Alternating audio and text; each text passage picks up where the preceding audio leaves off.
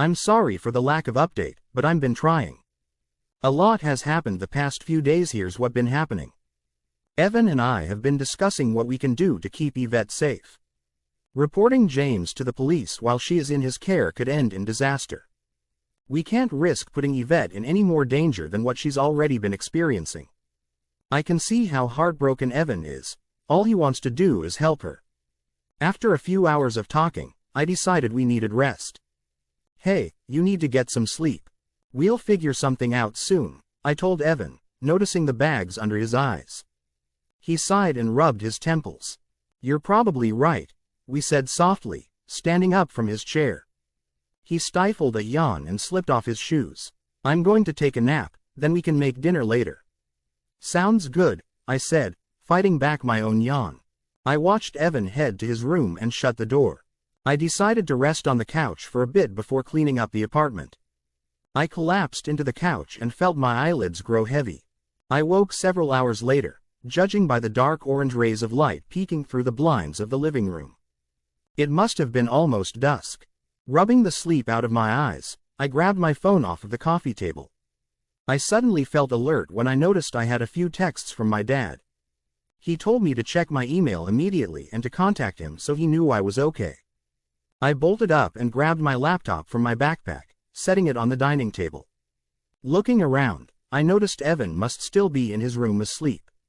I slipped into the chair and cracked open my laptop. Sure enough, there was an email from my dad, sent about a half hour ago. I opened it up, my heart pounding. He must have run Evan's picture through the database, I thought. I began to read. Jules, I ran Evan's picture through the system. You are in danger and need to get yourself and Evan to the police ASAP. If I don't hear from you in an hour, I am contacting local PD out there. The whole county here has been on high alert, and officers are being sent to California now. Destroy this email after you read it. I love you, it's going to be okay. Dad. I felt my hands shake as I read. I knew I had to act fast. My dad wouldn't say I was in danger unless he really meant it. I was just about to wake Evan up when I noticed my dad attached a document to the email. I nervously opened it up, knowing this had the answers I've been looking for. What I saw made me feel sick inside. My dad had sent me an article from 10 years ago, judging by the date at the top. It was from a newspaper I grew up reading back in New Jersey. The bold title jumped off of the page, as if it was screaming at me. Local family desperate for answers after children kidnapped. Below was a picture of the family members.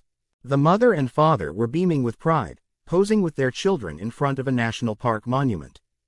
The mother had beautiful, light brown hair and piercing green eyes.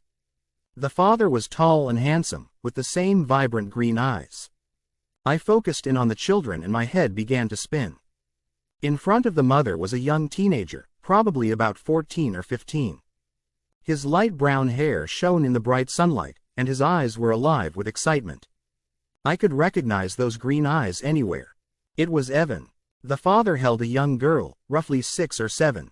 She had similar hair color and eyes as the rest of her family.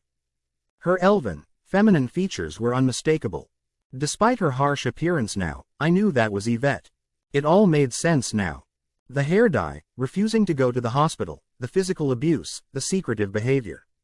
I was stunned and heartbroken. I couldn't imagine the pain that Evan and Yvette had been dealing with all of this time. Scrolling down, I scanned the article for more information. Mitchell Wright, 15 and Lexi Wright, 7, pictured above, were taken from their home on April 7, 2006. Parents Adam and Nicole Wright are reaching out to the public for any information related to their children's kidnappings. It happened in the middle of the night. Somebody had cut through the screen in the living room window and made their way to the bedrooms upstairs. The parents woke up and they were gone. No clues left behind, no note or obvious motive. The details were chilling. I gave myself a moment to collect my thoughts, and then deleted the email per my dad's request. I made my way over to Evan's room and pounded on the door. I heard him shuffle around for a moment until he ripped the door open in a panic. "Are you okay?" he asked breathlessly, his dark hair hanging in his eyes. "I know, about everything," I blurted out. "He took you." "I know," I kept telling him the details of the email and that I had been in contact with my father about everything. I talked until I ran out of breath, then I began to cry. I was overwhelmed and terrified that he would be angry with me for looking him up behind his back. Evan took a moment, standing in the doorway and listening to my long-winded explanation. When I began to cry, he surprised me by pulling me close and kissing the top of my head. "Thank you," he said softly. I calmed down after a few minutes and looked at him. Evan seemed genuinely relieved that I knew what was really going on. "You're not mad that I've been telling my dad everything?" I asked nervously. Evan shook his head. "No, I'm glad you did," he said with a sigh.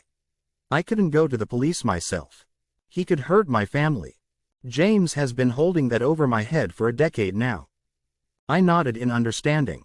Evan gave me another hug before taking out his phone. "I'm telling Yvette now. It'll be better if we're all in the same place when the police get there," he said. We pulled up to James's house, knowing that he was still at work. Our plan was to grab Yvette and drive to the police station. I had already been in contact with my dad, and he agreed that it was best that we all stuck together until help arrived. We walked up the driveway and Evan fished for his keys. We quietly approached the door and Evan unlocked it, ushering me inside. Evan secured the door behind us and turned to face me. "I'll go get Yvette, her room is upstairs," he said. "Stay here, let the police in if you hear them drive up." I nodded and he made his way up the stairs. I looked around the living room, taking in my surroundings. I don't know what I expected from a kidnapper, but the room seemed relatively normal. There was a couch, a coffee table, and what looked like art or photos hanging on the wall. It was dark, so I switched on the light. What I saw made my heart sink. All along the walls of the room weren't pictures or artwork, they were newspaper articles. I stepped closer to get a better look, but I already knew what they were. There were dozens of articles about Evan and Yvette's case, from interviews with their parents to photos of them as a family.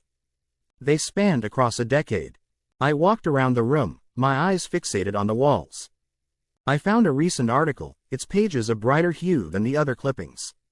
It reflected on the 10-year anniversary of the Wright children's disappearances.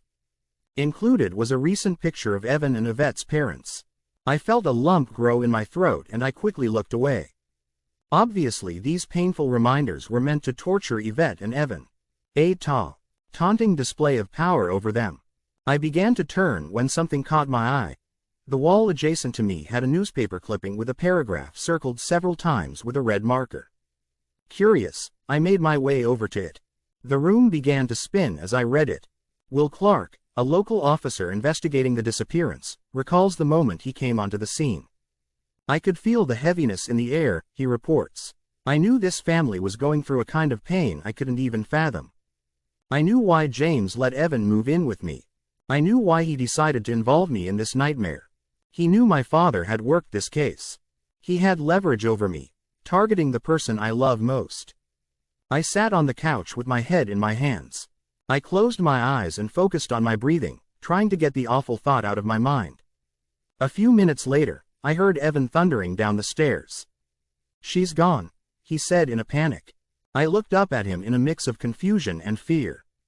"You don't think?" I started to ask, but trailed off when I noticed Evan's pained expression. I walked over and embraced him. I could feel him shake and he sobbed. We stayed like that for a while, until the sound of sirens broke us out of our trance. We let the officers in, and they did a sweep of the house. They were surprised to find it empty aside from Evan and I. They said they had a SWAT team surrounding the house in case Yvette or James returned. A young officer with dark hair and a stern expression approached Evan and I. "We need to take you two in for questioning. We'll get you in contact with your family after," he said, the last of his statement directed to Evan. We complied and followed him out to his cruiser. We slid in the backseat, the door closing firmly behind us. Evan sighed and collapsed into the seat, as watched officers patrol the house. There were several SWAT officers on each side of the house, and a few making their way across the street. Half-dozen police cruisers were hastily parked in the driveway and along the street, their lights turning the fresh night sky a bright red and blue. I looked over at Evan, and he had tears streaming down his face. I reached over and laced his hand in mine. He looked over at me and gave me a weak smile. "They'll find her," I said reassuringly. I only partially believed it. "I hope," he replied softly. He tilted his head back and closed his eyes. With his hand still in mine, we waited in a heavy silence to be driven into the station. The only noise coming from the officers conversing outside. The past few days have been a whirlwind, but I have some good news. Yvette has been found, alive. We got the news after we were taken to the station for questioning. I was sitting in the hallway waiting for Evan to finish speaking to an officer. I was perched on a wooden bench for what seemed like hours, watching officers bustle by me, some of them escorting criminals to their holding cells. That wait felt like the longest one of my life, and I wished more than anything to have Evan or my dad at my side. I closed my eyes for a moment, imagining a time before all of this chaos. It was then when another officer approached me. "You're the one here with Mitch Wright, aren't you?" he asked, looking down at me. I opened my eyes and nodded slowly, trying to get used to his actual name. "His sister has been found. We'll take you two to see her once he's finished," the officer said, jerking his head towards the door. I thanked him and he walked off. I breathed a sigh of relief and slumped back into the hard wooden bench. Thank God she's alive, I thought. Moments later, the door to my right opened and Evan emerged with an officer. I could tell he was anxious with worry over Yvette. "They found her, we get to go see Yvette," I told him excitedly. Evan's eyes lit up and he wrapped me in a tight hug. She's okay," he repeated, still holding me close. After a minute, he pulled away. The officer that questioned Evan laid a hand on his shoulder. "Let's take you to her," the officer said quietly, as she led us down the busy hallway. The injuries on the first were minor to moderate, at most they have a sprained wrist and a few cuts and bruises from the windshield shattering. "It's impressive given the state of the passenger," I heard a nurse explaining to the officer that escorted Evan and I. We were told to stay in the waiting room while the officer was briefed on the situation. It seemed pointless. They were only a few feet away. I could tell Evan felt just as frustrated with the delay. He was fidgeting in his seat. After what seemed like ages, the nurse headed down the hallway and the officer walked towards us. The officer let out a heavy sigh, adjusting her badge. "Are you two ready?" she asked us, already knowing the answer. We nodded eagerly and she motioned for us to follow. We trailed behind her, suddenly feeling nervous. Evan looked over at me with a panicked expression. "What if Yvette is in really bad shape?" he asked me with almost a childlike fear in his voice. I glanced around at our surroundings. We were heading towards the ICU of our local hospital. I returned my gaze to Evan with a small smile. "She's tough, she'll be okay," I said quietly. Evan's expression told me that he didn't believe it. We continued our walk through the entrance of the ICU. We were surrounded by commotion, it seemed. We must have walked by a dozen or more patients being actively worked on by medical teams. Some were crashing, others were seizing and not responding to medication. I tried to shake it off and focus on getting to Yvette, but the chaos seemed to echo in my ears. Soon we were in a quieter part of the ICU, around the corner from the more active cases. I could see several patients hooked up to monitors and being checked on by nurses, but the energy felt different. Quieter, almost relaxed. Then I saw Yvette and I tensed up again. Her petite body looked even smaller in a hospital bed, and her face was mostly covered by an oxygen mask. Her eyes were closed and she looked perfectly still. Evan and I passed the officer and rushed to her side. I watched as Evan took her hand in his. "Yvette, come on. What happened to you?" he asked, desperate to hear her voice. She stirred slightly and cracked one eye open. "Surprise," she said, her voice hoarse.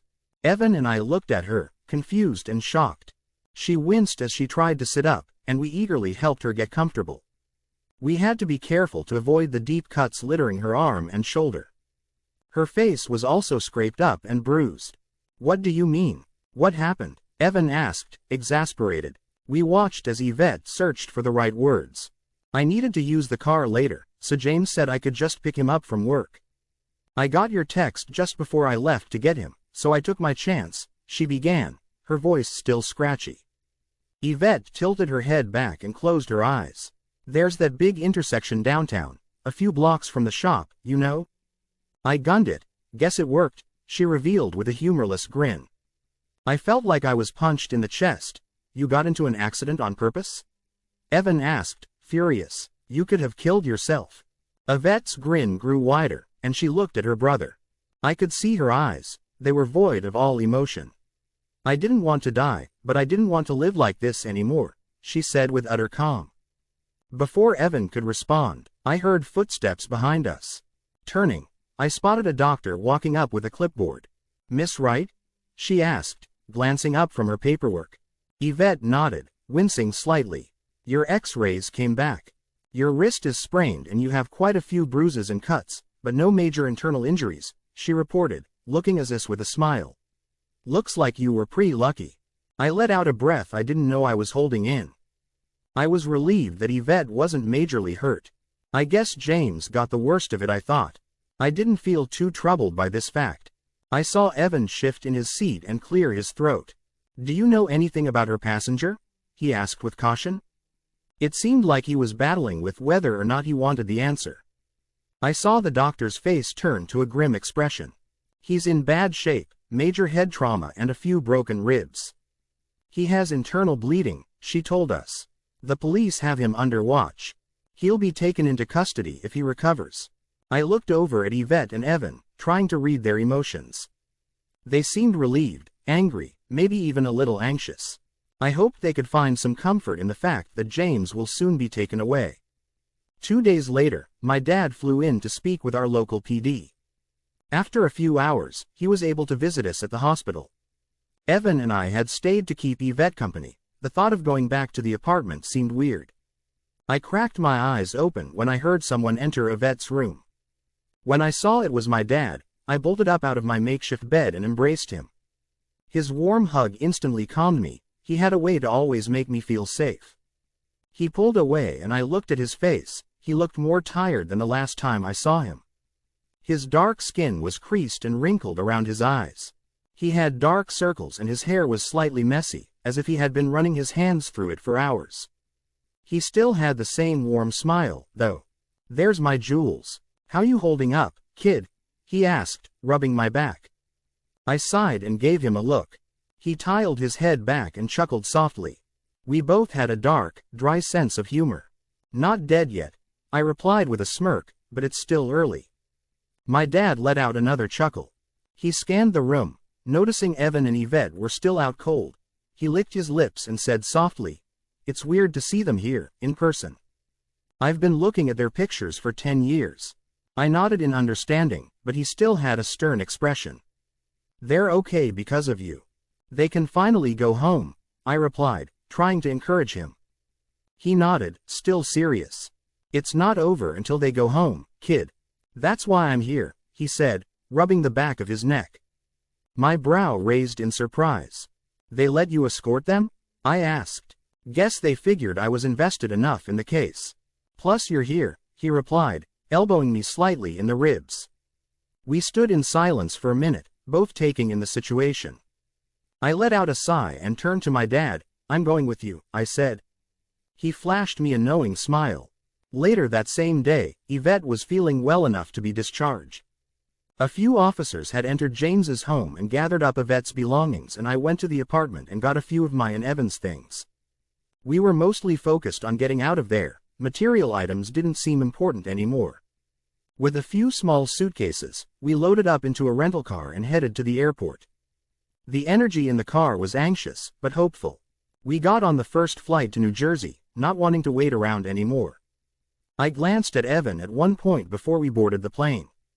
He was side-hugging Yvette and making conversation with my dad, and I remembered thinking that I had never seen his eyes look so alive and bright. I recognized it as hope, and it made all of this chaos worth it. Not soon enough, we were on our way to the East Coast. I wondered what it would be like when we landed. Would Evan and Yvette be separated from my dad and I? I had never been a part of a police escort before. A few hours later, I got my answer. We were able to stay with them and retrieve our baggage. The waiting was the worst part. We were told that Evan and Yvette's parents would meet us at the airport. Word was they had insisted that my dad and I stay with their children. I felt relieved, but a small part of me couldn't help but feel like I was intruding on such a private moment. I didn't have much time to think before I heard a woman's voice crying out. Snapping my head up, I saw a woman with beautiful, light brown hair moving as quickly as she could through the crowd. A familiar-looking man trailed a few feet behind her, trying to keep up. I knew right away that they were Mr. and Mrs. Wright. The air filled with emotion as I saw Evan and Yvette dump their bags on the ground and run towards them. They reached their parents and collapsed into each other, a mix of embraces and kisses that made my heart swell. I looked over at my dad and he hugged me, also overcome with emotion. We embraced for a minute until we heard a loud, clear male voice down the hall. "What are you waiting for, Clark? Get over here," Mr. Wright called out, a huge smile plastered on his face. My dad and I shared a look before making our way over. We were met with warm embraces and endless thanks. I had learned that my dad actually had a friendship with Evan's parents, and had continuously kept in touch with them for the past decade. They treated us like part of their family, and for the first time in a long time I felt at peace. Since then, all of us have been learning details of the case and trying to get settled into some sort of a normal life. I have learned that James did in fact have accomplices watching the Wright house. They worked in shifts, and someone had their eyes trained on that family 24/7. I felt ill to know that James could really follow through on his threat. I felt even worse when I heard that someone was found watching my father's house, too. We were assured that they were all taken into custody and were in the process of being charged. We also got word that James had gone from critical condition to stable, and would be released to police in the next week or so. He was facing a laundry list of charges. As for the rest of us, everybody seems to be adjusting fairly well. Evan and Yvette are slowly working on using their real names again, and they are catching up with their family and are starting the long process to heal. The community has come together and is financially supporting counseling for everyone, both group and individual. In fact, the community outreach has blown me away. There was a police escort waiting for the Wright family at the airport. Dozens of cruisers from across the county were waiting outside, and they followed them an hour and a half back home. It seems as if the whole county is sending flowers, baked goods, cards, and leaving phone messages at the Wright home, and the police department sending in their good thoughts. It hardly seems real, but I'm glad it's finally a positive situation. I've moved back in with my dad temporarily, and am making arrangements to break my leave back in California. I've sent a moving company to get my and Evan's things, and we should be all situated here in New Jersey by the end of the month. Nothing is really planned yet, but Evan and I are still in a relationship and are considering finding a place here in town to move into once things have calmed down more. Obviously, our main focus is to ensure that Evan and Yvette are getting the care they need, and they are able to participate in the police investigation as well as they can. I can't thank you guys enough for being my outlet with this crazy adventure. It's not over yet. I'm sure there's going to be months of police work that the Wright family will have to be involved in. I'm grateful that I finally have happy news to report, and that everything seems to be relatively calm in my life. I know this update was delayed, but I wanted to make sure everything was okay before I reached out to you guys again. Again, thank you guys for all of your support, well wishes, and insight on everything. I'll of course keep you guys posted if anything else major happens, but hopefully things continue to get better for all of us. Thanks for checking in on me and making sure I wasn't dead. That's the end of this story. If you found it engaging, please give it a thumbs up and don't forget to subscribe for more content like this.